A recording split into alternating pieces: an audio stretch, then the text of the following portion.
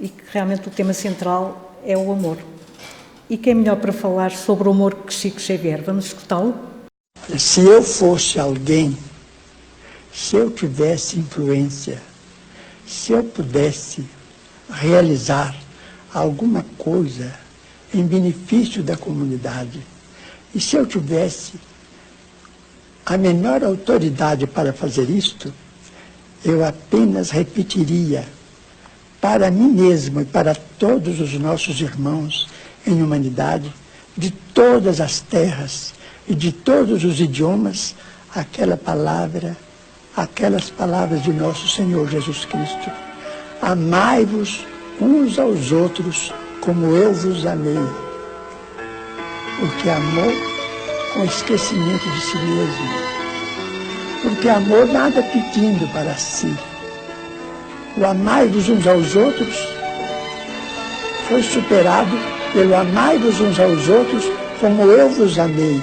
Amar alguém ou alguma causa sem pedir nada, sem esperar o pagamento nem mesmo da compreensão da inteligência do próximo, então trabalhar por uma humanidade mais feliz, por um mundo melhor, pela extinção das guerras e pelo incentivo do progresso em bases morais convenientes para que nós todos estejamos no melhor lugar possível que possamos ocupar no campo da vida humana, servindo ao Pai, ao Criador, a nosso Senhor Jesus Cristo e a todos os princípios cristãos, ou mesmo aos princípios mais nobres de outras religiões, para que, com o respeito mútuo, possamos vencer todas as barreiras e amar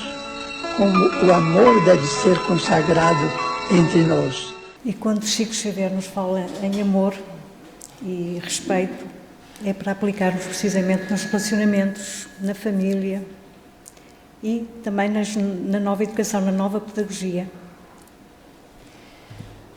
E então, este nosso trabalho, portanto, este nosso estudo foi baseado nestes dois livros, da Constelação Familiar e Vivências do Amor em Família, portanto, psicografado por Divaldo Franco, por Joana de Anjos, e também aqui no Livro dos Espíritos, que nos coloca estas duas questões. Portanto, a vida social está na natureza, cá está, Deus fez o homem para viver em sociedade de outra forma, isolados nós não conseguimos progredir porque não desenvolvemos as nossas faculdades. Portanto, precisamos de conviver e relacionar-nos, como nos diz a nossa querida Lourdes Catherine, que é preciso utilizar a nossa natureza experimentadora, conviver e relacionar-nos. Porque, como ela diz também, senão as novas tecnologias afastam-nos da nossa essência e do outro, portanto, levando-nos efetivamente à falta do amor e à frieza, é o distanciamento, não é? E como nos diz o Dr. Juan Danilo, que todos conhecem, o ser humano é um ser gregário, portanto, não é por acaso que ele vem inserido numa comunidade, numa sociedade, numa família, precisamente para acionar o amor. Precisa contactar com o outro, como ele diz, para poder desenvolver o amor. Senão, o desamor pode levar à depressão e até mesmo ao suicídio. Portanto, a atenção realmente às expressões e, não é? Ao afastamento, de uma vida que seja naturalmente compartilhada, não é? Mas temos aqui agora o Espírito Almeida a alertar-nos relativamente aos relacionamentos, que não são os grandes conflitos que tornam nossas relações mal-sucedidas, mas um conjunto de pequenas faltas no dia-a-dia, que nós muitas vezes nem nos apercebemos e isto vai acumulando, com cobranças, indelicadezas, impaciência, desrespeito, insensibilidade, enfim, uma série de atitudes que nós muitas vezes temos que nem nos apercebemos e podemos efetivamente até destruir as mais antigas e afetuosas convivências, ou até mesmo no seio familiar, não é?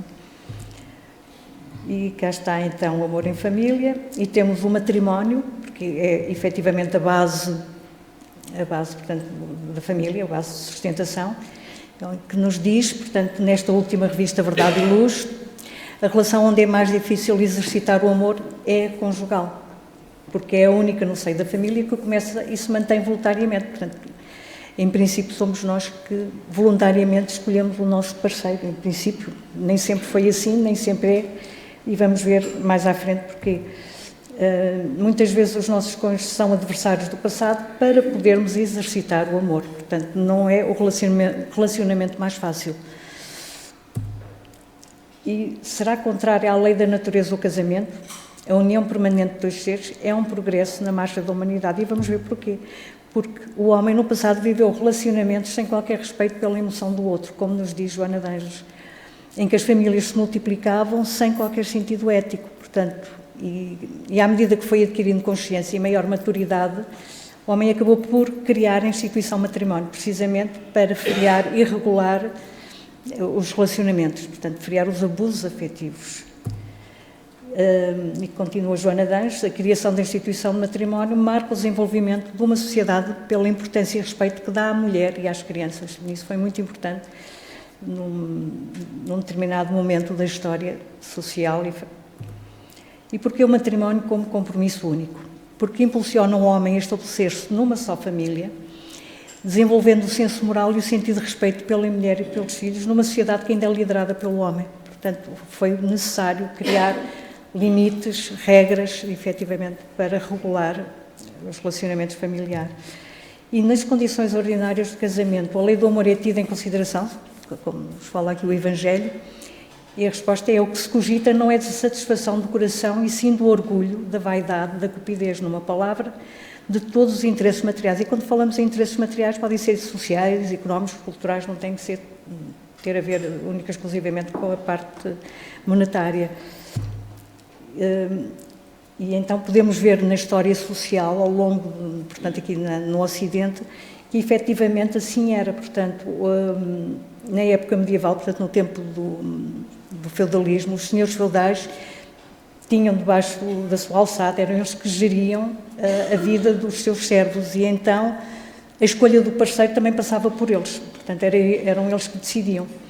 Mais à frente, portanto, historicamente, mais à frente, com o declínio do feudalismo, esses servos deslocaram-se para outras regiões, criaram burgos e dedicavam-se, portanto, ao mercado, às feiras, e então, em termos de família, portanto, eles passaram a viver em comunidade, portanto, com os restantes parentes e até com a restante comunidade. Portanto, eles viviam numa relação aberta.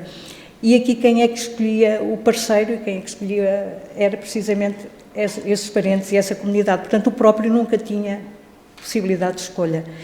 Mais tarde, portanto, já por volta do século XVII, XVIII, com a Revolução Industrial, portanto, isto começou em Inglaterra, com o desenvolvimento da indústria, das fábricas, as famílias começaram a trabalhar efetivamente nessas fábricas, pai, mãe e filho, e passaram a viver de uma outra forma, portanto, num lar, numa habitação mais pequena, muitas vezes em condições miseráveis, e era aqui que prevalecia o poder patriarcal. Portanto, era o pai que autorizava ou não a escolha do parceiro, mais uma vez, e só nos dias de hoje, de alguma forma, em algumas sociedades, o próprio terá, enfim, a possibilidade de escolher o seu parceiro. Portanto, isto, historicamente, é um bocadinho...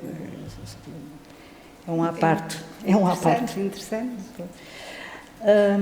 Relativamente, então, aqui a Lourdes Catherine, também dá-nos aqui um alerta relativamente, portanto, a um relacionamento, não tem que ser conjugal, de qualquer tipo de relacionamento. Portanto, o caminho da infelicidade a dois é não admitir as diferenças pessoais, é querer estar de acordo com o parceiro o tempo todo, silenciando ante a injustiça.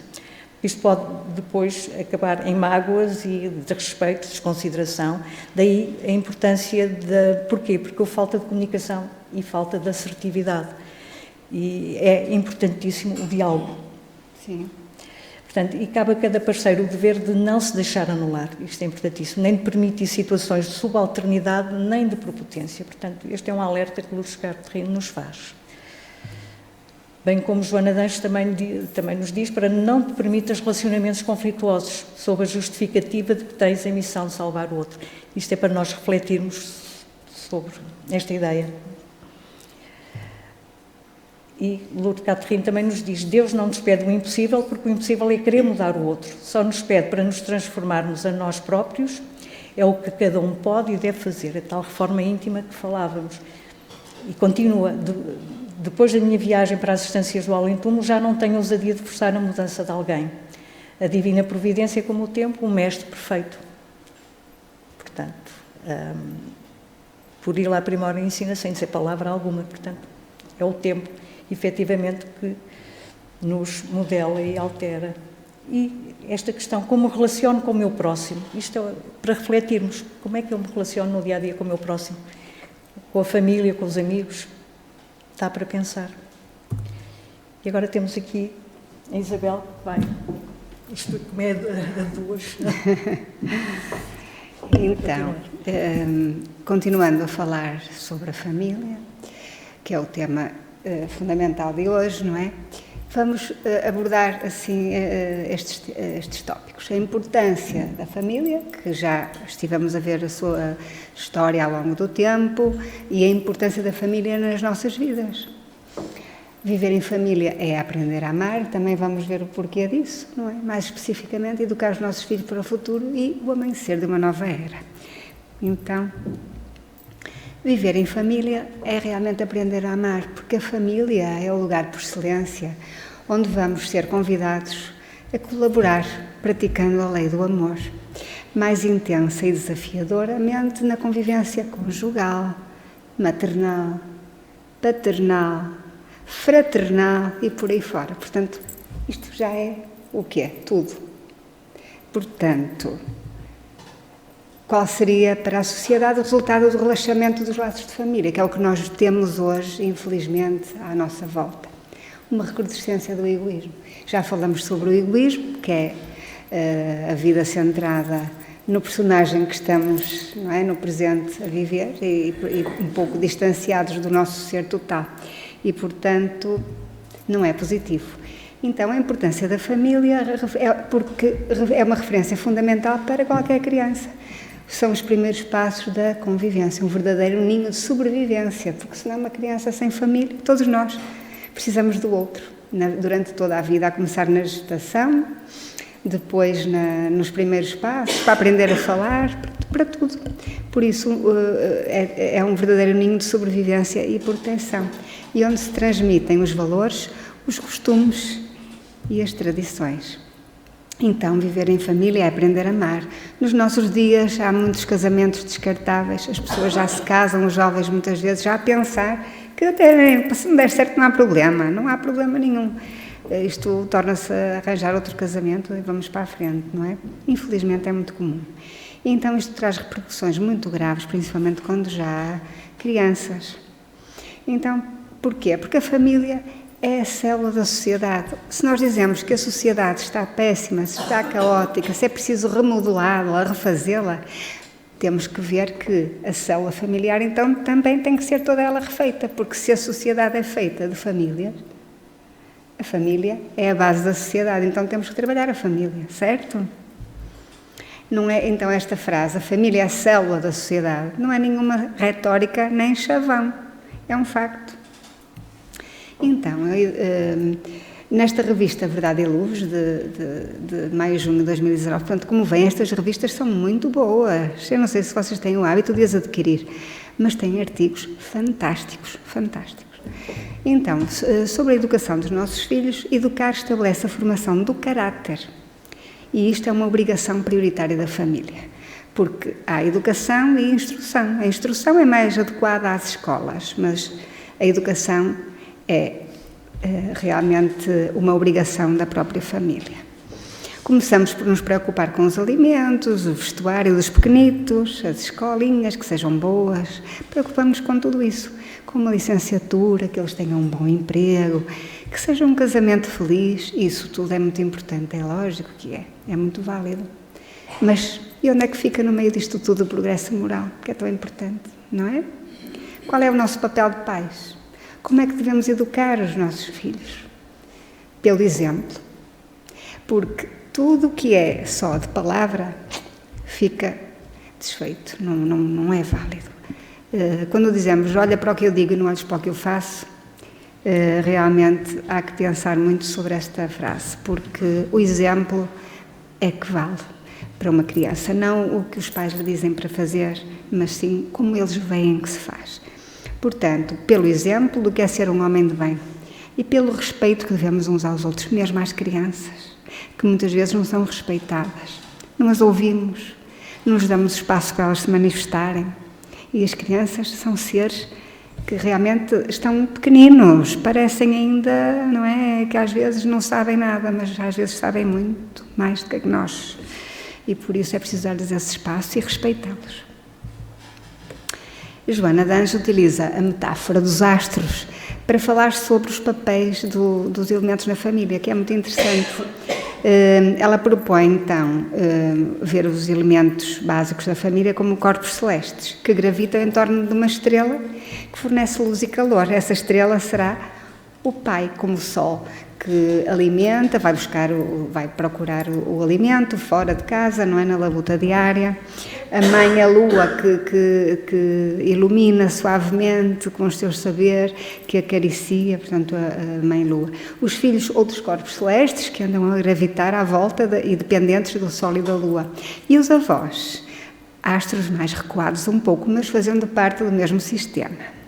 Isto é uma visão muito simplista, mas muito eficaz para nos localizarmos nos graus de importância e de interferência na educação. Então, a família que poderíamos dominar como ideal é aquela em cujos parceiros se amam e respeitam e oferecem aos filhos o exemplo, cá está, o exemplo da afetividade.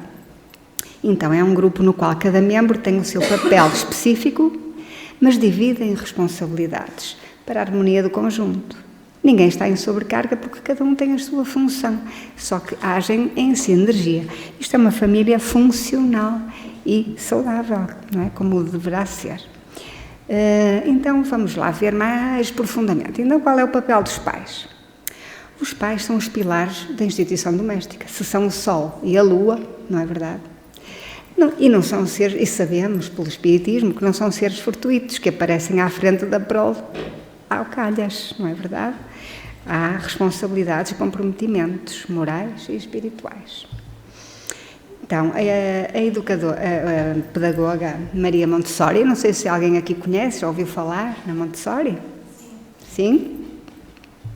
Então, ela foi consultada sobre a época em que se deveria começar a educação dos pequenitos, dos filhos, não é? Teria dito, então, que os futuros pais deviam começar a preparar-se 20 anos antes de serem pais. Ora, imaginem onde é que ela coloca a preparação das pessoas para serem futuros pais. Na infância, não é verdade? Então veja a importância da educação em família. E falta acabarmos esta frase, começando por se trabalharem emocionalmente para saberem como orientá-los. Lá está, o caminho para dentro. Se na infância não foi a ideal, nós temos o resto do tempo para nos olharmos para nós e nos compreendermos e fazermos esta reforma íntima, não é? Não podemos é parar, aproveitar. Se o nosso momento não foi lá atrás, há que acordar mais tarde. Se não foi no momento de sermos pais, pode ser no momento de sermos avós, não é? Nunca devemos olhar para trás com muito desânimo. Vamos olhar para o caminho que temos pela frente e conscientes daquilo que devemos fazer. Então, cabe aos pais, na saudável convivência com os filhos, observar-lhes as imperfeições morais, a agressividade e corrigi-los, obviamente.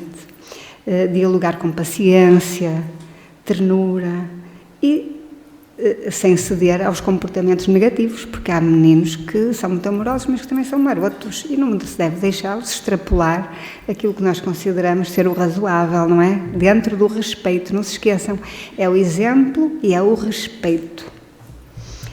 Repartir o amor quando a prole se multiplica, porque às vezes sentimos mais afinidade com um do que com o outro. Isso é normal que possa acontecer, afinidade. Mas sentir afinidade mais com um do que com o outro não significa que tenhamos o direito de desrespeitá-los nas suas diferenças.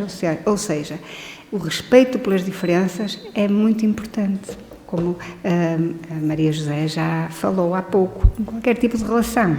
E como se lembram, fundamental na educação e nos convívios é o exemplo e o respeito. Então, não superestimar os filhos com falsas valorizações, bajular demais, nem subestimar, criticar, enfim, rebaixá-los, não os respeitar. Amor não quer dizer zelo exagerado, nem atenção excessiva, mas significa que, mesmo que estejamos com o nosso filho por pouco tempo, ou com um dos nossos pais, não estar atentos ao telemóvel e ao filme ao mesmo tempo, mas vamos, durante aquele tempo, estar com eles, estar atentos ao que estamos a falar, estar atentos ao que se está a passar e viver e conviver naquele momento. Isso é respeito pelo outro e pela própria vida, não é? Aproveitar o momento presente da vida. Pais que buscam preservar os seus filhos de tropeços e sofrimentos, acreditando que eles são incapazes, coitadinhos, é muito difícil para ele, não vai ser capaz. Isso é um passaporte para a falta de sucesso neles próprios, porque negam a sua própria autossuficiência, porque não têm essa experiência, não é? Positiva. Então, a tarefa psicológica mais importante de um pai e de uma mãe não é facilitar as coisas para os filhos, não é? Mas é preparar a passagem para a separação total deles para a sua idade adulta, oferecendo segurança, confiança e aos poucos abandoná-los não no sentido de deixá-los sem lhes dar importância, não é isso. É abandonar no bom sentido, deixá-los voar, cá está. Os dois maiores presentes que podemos dar aos nossos filhos, eu acho esta frase muito bonita. São raízes éticas e asas de liberdade. Não é tão bonito?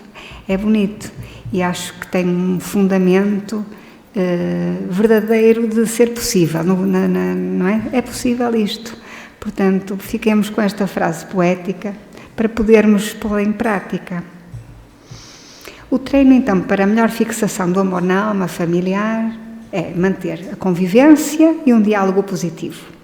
Participar nas atividades dos filhos, acompanhá-los, ver como é que estão a correr as coisas, manter o interesse pelos seus estudos, mas sem exigir demasiado. Se eles não são capazes de tirar a nota máxima nem logo ali, desde que se esforcem e trabalhem, cada um tem as suas possibilidades, não é? Uns têm, enfim, mais facilidade do que outros em algumas áreas. Manter o interesse pelos seus ideais, humanitários, desportivos e de outras naturezas, artísticos. Estimulá-los a serem autênticos, evitando a dissimulação e a hipocrisia. Isto é muito importante, muito importante. Desta forma, criam-se vínculos de segurança e o estreitamento das relações saudáveis na família. E assim, está bem, então e agora? E os filhos também têm obrigações? É claro, vamos ver. Os filhos devem aos pais gratidão e respeito, acima de tudo, pela oportunidade abençoada do seu renascimento, mesmo quando estes não conseguem desincumbir-se de maneira feliz do compromisso abraçado. Nós devemos sempre esta gratidão e respeito aos nossos pais. Os filhos renascem através daqueles com quem também têm compromissos morais para o desenvolvimento espiritual de ambos. Portanto, vejam a importância do núcleo familiar na constituição das sociedades, da felicidade individual, começa por ali, das sociedades e depois dos próprios países e planetas, não é? Vejam como é que tudo começa a partir daqui. E agora, uma coisa muito importante, e o papel dos avós? Isto é muito, não é? Muito quente hoje em dia. No conjunto de experiências do lar, os avós desempenham significativa importância quando compreendem a função que lhes corresponde, não a extrapolando sob pretexto algum, porque quando isso acontece surgem perturbações. Então, está bem. Então, quais são as funções esperadas? Bom, habitem ou não os avós no mesmo núcleo, a sua conduta deve ser sempre afável, conciliadora, sem interferência direta no comportamento dos educadores. Nós não devemos dizer, uma coisa é participar e ajudar a raciocinar, mas nunca ter interferências diretas, não é? Como com críticas ou outro tipo de comportamento que interfira diretamente naquilo que os pais decidam. Havendo cessado a educação dos filhos, devemos deixá-los assumir os seus próprios deveres. Nunca se esqueçam de que o mais eficiente e natural amor é o da própria mãe, que não deverá ser substituído pela avó exageradamente assistencialista. Isso não significa que não seja importantíssimo o carinho, o amor, a dedicação dos avós. Nada disso. Simplesmente vamos ver até onde é que termina essa função de avó e a avó está a querer substituir a filha ou o filho, não é? Na sua função de mãe. Isso já é outra coisa, diferente. Cabe então aos pais assumir os deveres em relação à prole, não transferindo para os atuais avós, cuja contribuição não deve ir além da condição de cooperadores quando solicitados. Isto é muito importante. E o papel dos tios e outros parentes. A figura dos tios é significativa para a afetividade, para o equilíbrio. É muito bom o convívio com os tios, é importantíssimo. Há outra parentela, não é? Cunhados, primos, etc. Quando alguns destes parentes residem no mesmo lar, hoje em dia com dificuldades de trabalho, etc., às vezes já há certos familiares que vêm conviver com o núcleo, não é? De pais e filhos, por vários motivos.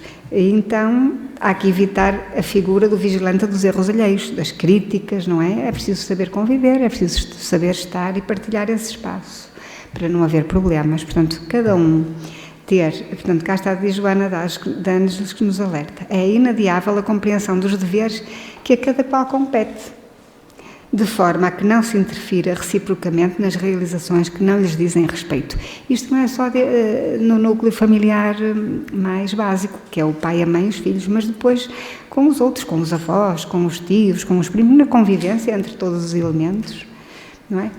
Então, vamos falar agora um pouquinho sobre a nova geração. Quem é a nova geração? Quem é?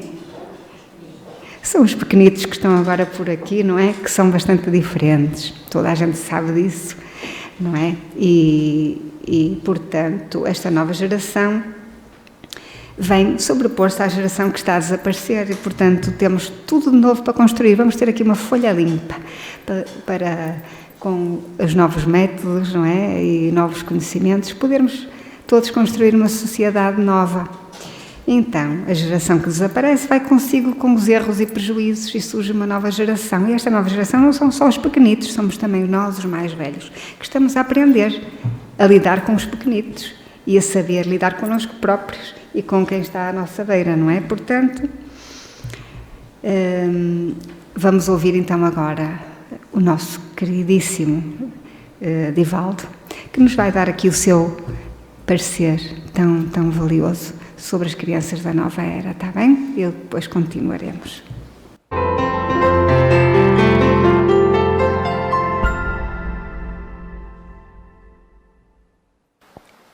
Fale sobre os espíritos que estão vindos da estrela de Alcione. Já estão entre nós?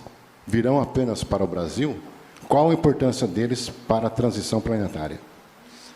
Para quem não sabe a que se refere a pergunta, eu psicografei um livro há cerca de 10, 12 anos, em que o escritor desencarnado anunciava que nós iremos receber hóspedes interplanetários.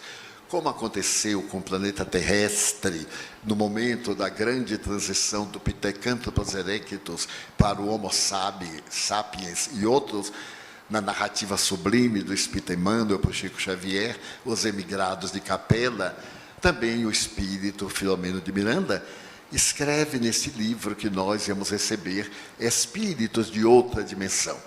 E ele teve a gentileza de dizer que seria do sistema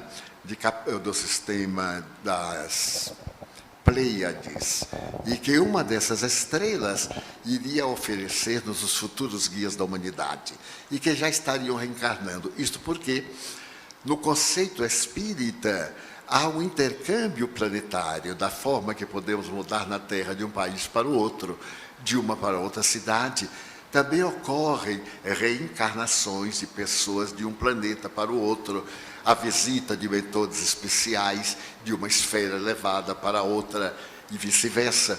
Então, Manuel Filomeno de Miranda dizia que viriam de Alcione, uma estrela de grandeza superior, espíritos nobres, para desenvolverem biologicamente o corpo humano, a fim de nossas antenas psíquicas melhor captarem a vida transcendental.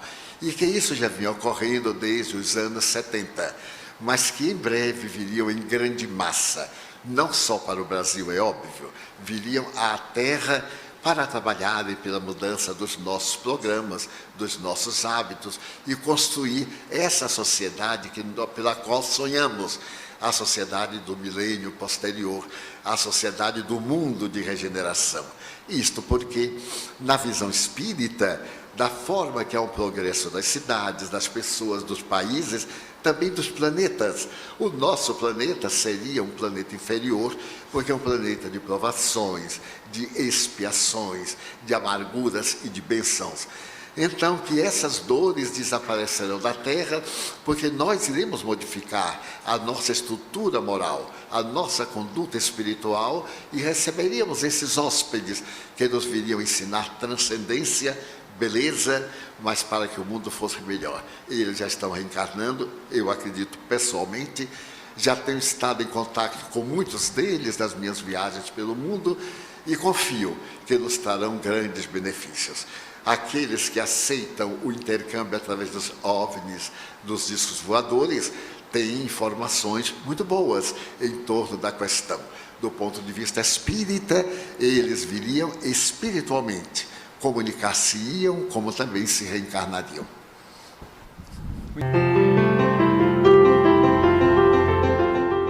Então, acho que foi muito significativo o que ele nos disse, não é verdade? No meio deste contexto. Então, as crianças da nova era são irmãos da esperança, estão aceitando este desafio em regime de voluntariado, não é verdade? Missionários que retornam do passado. Portanto, Divaldo fala-nos neste livro, Amanhecer de uma Nova Era, onde eles vêm a impulsionar o progresso moral da humanidade.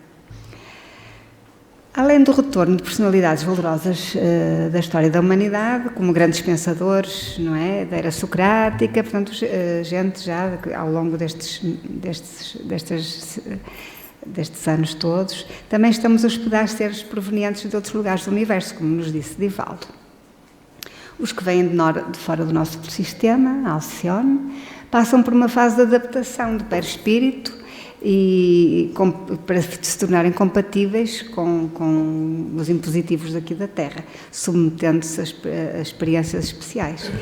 E hoje em dia já começamos a ter notícias por dentistas, inclusivamente, que há crianças que já aparecem com menos dentes, já há modificações que já estão comprovadas. Portanto, já temos realmente muitas crianças e nós vamos modificar fisiologicamente também. Então, vamos ter mais facilmente comunicações, não é? Com o mundo espiritual, ficaremos menos imbuídos neste nevoeiro. Então, estas novas crianças já vêm muito mais preparadas do que anteriormente, esta nova geração. Então, espíritos mais elevados estão chegando à Terra a fim de auxiliarem na grande transição. As suas características não são muito rebeldes, mantêm-se muito silenciosos, observadores, muito responsáveis. Têm de facto características diferentes, são comparados muito idênticos aos índigos, chamados índigo, simplesmente trazem uma grande diferença, é o controle emocional, enquanto que os índigos até à atualidade não tinham tinham várias características excepcionais, vinham para realmente abrir terreno, mudar estruturas que estavam criadas, mas não tinham um equilíbrio emocional, tinham uma inteligência espiritual, sim, acima da média, tinham uma inteligência física, portanto eram muito criativos, mas a inteligência emocional era média, era igual a todos os outros. Estes novos seres têm esta inteligência emocional também muito desenvolvida e a glândula pineal também já diferenciada. Então, temos aqui o Divaldo, comenta aqui o quadro da Akiane, a criança pintora, que com 8 anos retratou Jesus, o Príncipe da Paz, que foi o título que ela deu a esta obra. E não é comum, nem apenas genial, é quase transcendental. Portanto, isto já mostra uma grande diferença, que já há pessoas muito diferentes, não é verdade? Pronto, então as características desta nova geração é a interdependência com o outro, respeito, harmonia, coordenação motora muito precoce, têm os chakras superiores muito expandidos, não têm medo, não se isolam, não é? O medo é já falamos sobre o medo como algo muito primordial nosso e acaba por nos isolar muito e limitar algumas situações de vida. Estes seres não sentem esse medo, já vêm muito mais libertos, portanto têm outras predisposições. A glândula pineal é mais elaborada, todos têm uma mediunidade ostensiva mesmo, que não a trabalhem. Já conhecem a Margareta Áquila, já cá esteve, não é? Lembram-se? É? Então, a grande contribuição é aqui nesta sala, esta fotografia, não é? A grande contribuição que os educadores podem dar às novas crianças, quais são? Ajudá-los a desenvolver a inteligência emocional, isto a nível geral, de todas as nossas crianças. Não estou a falar agora dos seres especiais, não é? Mas um novo tipo de educação. Desenvolver a sua inteligência emocional. Saber interpretar as suas emoções. Isto é muito importante, porque é a tal faixa de inteligência que não está tão trabalhada, não é? Aprender a lidar com a frustração, ensinar-lhes a esperar, não querer tudo agora, imediatamente, não é?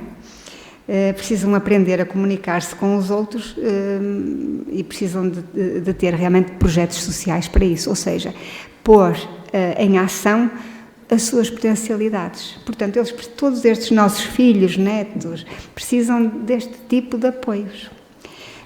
Há que passar os princípios de ética, respeito, responsabilidades e limites, não é?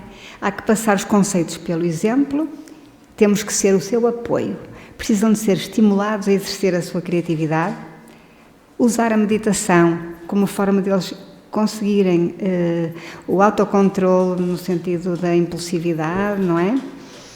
Precisam de ter contacto com a natureza, com a arte, com o desporto e precisam de novas pedagogias. Que a Maria José vai já falar sobre essa área. Vou deixar então agora a Maria José convosco, está bem? Bom, cá temos então uma nova pedagogia para a nova geração. Portanto, aqui do livro do Divaldo, as crianças da nova era que estão chegando aos nossos lares exigem uma nova abordagem educacional, porque efetivamente a pedagogia tradicional já não consegue fazer face a estas novas crianças, porque realmente está desadequada. Como diz Joana de Anjos, a educação não deve ser meramente formal, como dizia há pouco a Isabel, só a aquisição de conhecimento. É importante que ela se revista de valores morais. Portanto, o tal amor que deve prevalecer em qualquer nível de educação. Portanto, como nos diz aqui o Rudolf Steiner, que foi um grande pedagogo, que a educação é diferente de instrução. Portanto, a função educativa não é somente a de instruir, transmitir informações, é fundamental facultar hábitos edificantes através de doações do amor. Portanto, o amor, aqui com Rudolf Steiner, portanto, entra nesta nova fase de pedagogia, nas novas metodologias. E como diz Joana de Anjos, portanto, aponta aqui, portanto, só falamos aqui nestes 4 grandes pedagogos. Obviamente, Jean-Jacques Rousseau foi mais teórico, mas tanto Pestalozzi como Montessori ou Robert Steiner foram efetivamente práticos. Portanto, eles colocaram em prática toda uma nova metodologia. E como diz Joana, são os missionários da educação, que vêm realmente com outras teorias, outras preocupações. Pestalozzi foi o pai da pedagogia moderna, portanto, foi professor de Allan Kardec, foi pedagogo suíço, viveu no século XVIII e desenvolveu o seu trabalho experimental na Suíça, em Verdun, onde cuidou sozinho de 80 crianças órfãs da guerra. Portanto, na altura das invasões napoleónicas, em que, portanto, muitas crianças mendigavam nas ruas, em situação miserável, e Pestalozzi acolheu-os. E então Pestalozzi foi precisamente um pedagogo solitário, autodidata, e aprendia com as experiências. Portanto, as teorias dele eram criadas precisamente com as suas experiências. Baseou toda a sua experiência numa relação afetiva, intensa e única com as crianças. E como ele diz, meu método educativo partia do seguinte princípio: procurar, em primeiro lugar, fazer as crianças generosas, impregnar sua sensibilidade em sentimentos de amor e caridade e acostumá-las às boas práticas, exercitando e espalhando a benevolência em seu próprio círculo. E logo de início eu precisava ganhar a confiança e a afeição das crianças. Não teria sido possível enobrecer seu caráter com rigidez, com a pressão da disciplina, nem tampouco com a ordem ou com a pregação de regras, o que as teria afastado de mim, dado o seu estado moral deteriorado. Portanto, Pestalozzi realmente encheu-se de amor e de afeição pelas crianças, e assim as tratou. Quis provar com a minha experiência que as vantagens da educação familiar devem ser reproduzidas pela educação pública. Isto é, a educação pública deve acompanhar e estar em sintonia com a educação familiar, portanto, baseada no amor, na ternura, na compreensão da criança, no respeito. Portanto, toda boa educação exige que o olho materno acompanhe dentro do lar, a cada dia, a cada hora, toda a mudança de estado de alma de seu filho. Isto é muito importante, realmente, esta dedução de Pestalozzi. E atingi o meu objetivo com razoável sucesso, porque em breve vi 70 crianças mendigas, embrutecidas, a viverem juntas em paz e amor, numa atenção recíproca e cordial que raramente se encontram entre irmãos de uma mesma família. É interessante que Pestalozzi, no seu colégio, ele não fechava as portas, não trancava as portas à chave. Portanto, as crianças, e nunca teve nenhuma criança que se abandonasse o colégio ou fugisse do colégio. Portanto, realmente, ele amou e tratou muito bem daquelas crianças. E cá temos agora a Maria Montessori, que foi uma pedagoga italiana, foi a primeira mulher em Itália a se formar em medicina, e realmente ela rompeu com os princípios da escola tradicional. Fundou a Escola do Amor, em que assentava nos princípios de uma educação individualizada, portanto, tinha em atenção cada criança, que era portanto, como ser único, atendia como ser único e que deveria ser educado como tal. Incentivou a liberdade e a autodisciplina. Portanto, como ela diz, liberdade não significa fazer o que se quer, sem regras. Portanto, liberdade com responsabilidade. Incentivou a desenvolver na criança a capacidade de escolher a coisa certa a fazer. Portanto, isto já lhes dava alguma autonomia, mas sempre controlada, com responsabilidade. E sugeriu que a criança seja ensinada a ser organizada e arrumada. A importância de ela viver em ambientes arrumados. O Waldorf, isto para situar também este pedagogo, já existe algumas escolas, uma em Lagos e outra no Porto, não sei se haverá muito mais, em que eles dão, portanto, é também uma metodologia que dá bastante importância à educação artística, ao amor pela natureza, pelo meio ambiente, e também dá grande relevo ao desempenho das atividades práticas, portanto, aos trabalhos manuais, carpintaria, jardinagem, é muito à maneira como se faz nos países nórdicos, já têm muito este tipo de metodologias.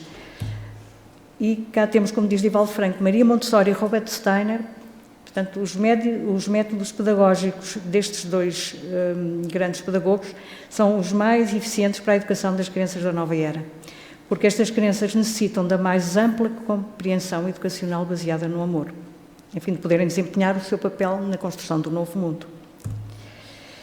Então, na educação doméstica, a orientação religiosa na família é de vital importância. Portanto, o indivíduo que tem formação religiosa possui muito mais resistência em relação aos enfrentamentos morais, portanto, às pedrinhas que lhe são colocadas na vida, portanto, e efetivamente tem outra preparação.